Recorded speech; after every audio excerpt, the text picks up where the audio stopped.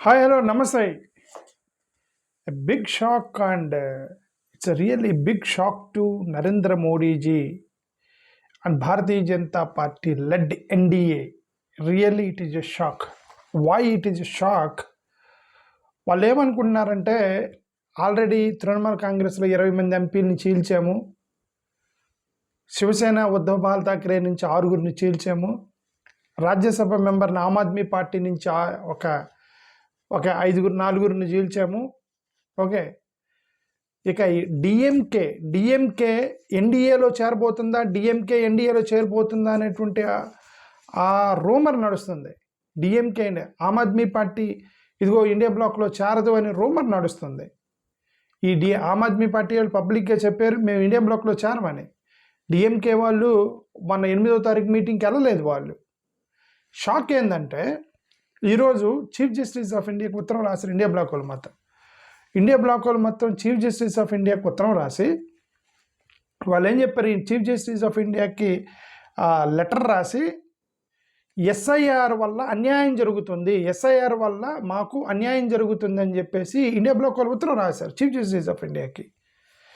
దీనికి Aam Aadmi party DMK వాళ్ళు sign చేయాలి, లాస్ట్ వరకు సైన్ చేయాలి. ఇక సబ్మిట్ చేయబోతున్నారు అనగా మొత్తం కూడా వాళ్ళిద్దరిని కన్విన్స్ చేశారు. ఎవరిని? అరవింద్ కేజ్రీవాల్ని, ఎంకే స్టాలిన్ని కన్విన్స్ చేసి ఇండియా బ్లాక్లోకి లాగారు. ఇప్పుడు వాళ్ళిద్దరు ఇండియా బ్లాక్లోకి వచ్చేసారు. అంటే సంతకం చేశారు. ఏది? ఎస్ఐఆర్ మీదకి సంతకం చేశారు. అంటే అర్థం వాళ్ళు ఇండియా బ్లాక్లోకి ఎలా అయినా అవటానికి సిద్ధపడ్డారనే కదా అర్థం.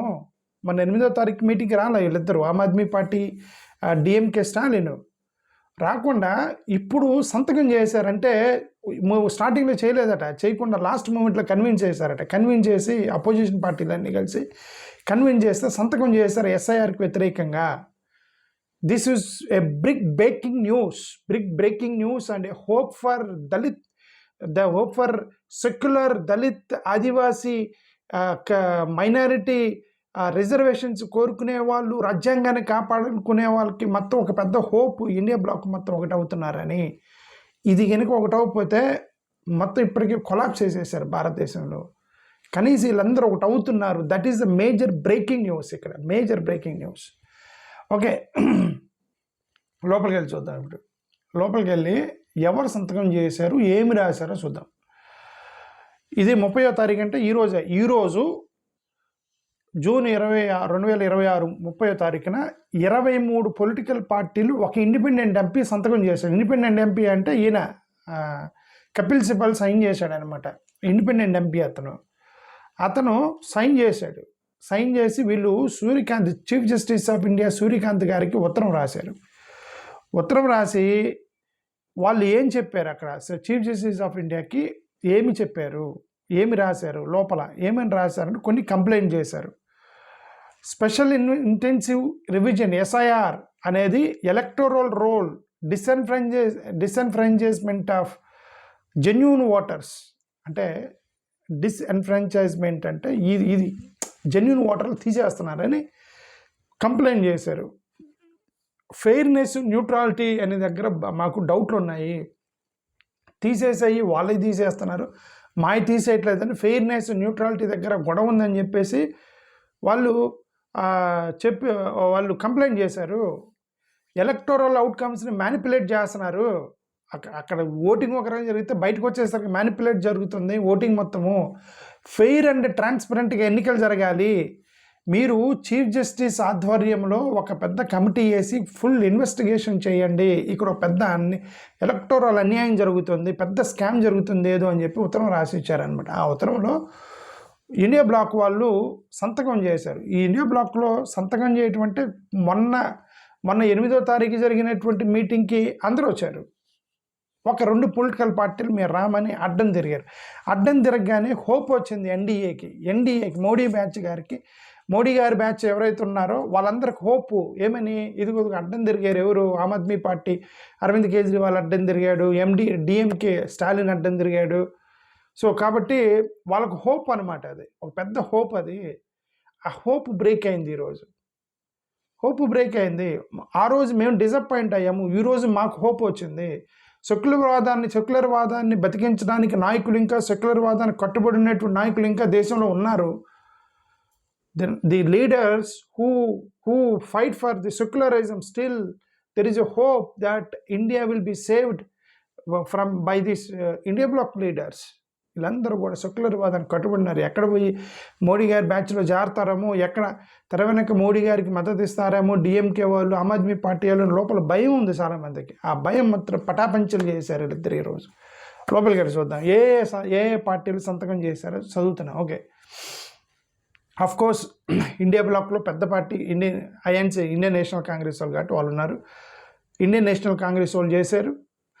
అఫ్ కోర్స్ నెక్స్ట్ పెద్ద పార్టీ తృణమూల్ కాంగ్రెస్, టీఎంసీ 20 ఎంపీలు ఆల్రెడీ వెళ్ళిపోయారు. మిగిలిన 9 మంది 8 మందితోటి ఆమె యుద్ధానికి సిద్ధపడింది మమతా బెనర్జీ, మనది ఇది. ఓకే, సమాజ్వాదీ పార్టీ నెక్స్ట్ అతిపెద్ద పార్టీ సమాజ్వాదీ పార్టీ. ఇప్పుడు సమాజ్వాదీ పార్టీలో అక్కడ గొడవ నడుస్తుంది. ఏమని, మాకు సగం సీట్లు షేర్ చేయండి అని కాంగ్రెస్ వాళ్ళు అన్నారట. సగం సీట్లు షేర్ చేయమని కాంగ్రెస్ వాళ్ళు అన్నారట.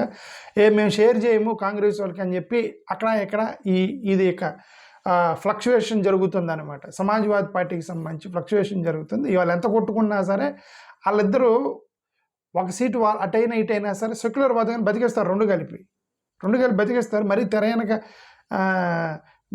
మోడీ గారికి మద్దతు ఇస్తారు. చాలామంది ఎంపీలు సమాజ్వాదీ పార్టీ నుంచి మోడీ గారి బ్యాచ్లో జాయిన్ అయిపోతున్నారని రూమర్ వచ్చింది.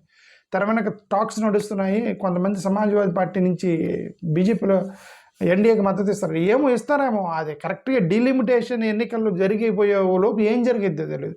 ఈ పొలిటికల్ పార్టీలోని ఎంపీలు మొత్తం పోయినా పోతారు. ఎందుకంటే వాళ్ళందరికీ డబ్బులు కావాలి. డబ్బుల కోసం ఏదైనా గడి తింటారు. వీళ్ళంతా వెళ్ళినే వెళ్తారు. మనం అది సంగతి. సో ఇదంతా ఏంది, సమాజ్వాదీ పార్టీ వాళ్ళు సంతకం చేశారనివే. రాష్ట్రీయ జనతా దళ్, ఇది లాలూ ప్రసాద్ యాదవ్కి సంబంధించినటువంటి పొలిటికల్ పార్టీ, వాళ్ళు సంతకం చేశారు. రాష్ట్రీయ జనతా దళ్ వాళ్ళు. శివసేన ఉద్ధవ్ బాల్ ఠాకరే వాళ్ళు సంతకం చేశారు. వాళ్ళు మొన్న 8వ తారీఖు వెళ్ళాల. ఎవరు, శివసేన ఉద్ధవ్ బాల్ ఠాకరే వాళ్ళు 8వ తారీఖు వెళ్ళాల. ఎందుకు వెళ్ళలేదంటే వాళ్ళు అప్పుడు డౌట్ఫుల్గా ఉన్నారు. ఏమని, అప్పుడు రూమర్స్ వస్తున్నాయి, మీ ఎంపీలు కొంతమందిని లాగుతున్నాడట, షిండే లాగుతున్నాడంట అని చెప్పి వాళ్ళ మా భయంలో ఉండి మేము ఇక్కడ లోకల్గా మన ఎంపీలను కాపాడుకోవడానికి నానా కష్టాలు పడుతున్నాము, ఇండియా బ్లాక్ తర్వాత చూద్దామని వాళ్ళు రాలే. మన 8వ తారీఖు వాళ్ళు భయపడ్డట్టే 6 లేచిపోయారు. వాళ్ళు లేచిపోయారు కదా అని చెప్పి ఇప్పుడు వచ్చేసారు, సంతకం చేశారన్నమాట ఈ శివసేన వాళ్ళు, ఉద్ధవ్ బాల్ ఠాకరే వాళ్ళు.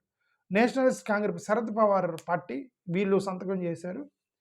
ఇక కమ్యూనిస్ట్ పార్టీ వాళ్ళు ఎలాగూ చేస్తారు, ఎందుకంటే వాళ్ళది ఒక ఐడియా ఉండిద్ది, వాళ్ళు స్ట్రాంగ్ ఫౌండేషన్ ఉండిద్ది వాళ్ళకి. Communist party of India, communist party of Marxist India, communist party of India, Marxist Leninist liberation, ఈ 3 సంతకం చేశారు. 3 కమ్యూనిస్ట్ పార్టీలు ఉన్నాయి. 3 కమ్యూనిస్ట్ పార్టీలు సంతకం చేశారు. దాంట్లో జార్ఖండ్ ముక్తి మోర్చా, జేఎంఎం వాళ్ళతో గొడవ ఉంది వాళ్ళకి, కాంగ్రెస్ వాళ్ళతో గొడవ పడుతున్నారు జేఎంఎం వాళ్ళు. అయినా సరే వాళ్ళు సంతకం చేశారంటే వాళ్ళందరికీ, రీజనల్ పార్టీలందరికీ అర్థమైంది, మనం కనుక నరేంద్ర మోడీ గారు నమ్ముకుంటే మన రీజనల్ పార్టీలు తొక్కేస్తాడు, మింగేస్తాడు అతను. వాళ్ళకు ఒక ఫిక్స్ అయ్యారు వీళ్ళందరూ, మనం సచ్చినా బతికినా ఇండియా బ్లాక్లో వెళ్ళాలి, లేదంటే మింగేస్తాడు, బీజేపీ వాళ్ళు మింగేస్తారు రీజనల్ పార్టీలని. అది ఒకటైతే ఫిక్స్ అయ్యారని నాకు ఒకటైతే అనిపించింది. ఎందుకంటే వీళ్ళందరూ కొట్టుకున్నా సరే మొత్తం ఏకమై సంతకం చేశారంటే వాళ్ళు ఒక నిర్ణయానికి వచ్చారు. ఏంటంటే వీళ్ళందరూ ఏకమై మనం బీజేపీని ఎదుర్కోకపోతే రీజనల్ పార్టీలు మింగేస్తారని వాళ్ళకి అర్థమైపోయింది. అందుకని జేఎంఎం వాళ్ళు కూడా సంతకం చేశారు. That is most important. Jammu and Kashmir National Conference వాళ్ళు, Jammu and Kashmir National Conference వాళ్ళు ఎలా స్టార్టింగ్ నుంచి ఇండియా బ్లాక్లో ఉన్నారు.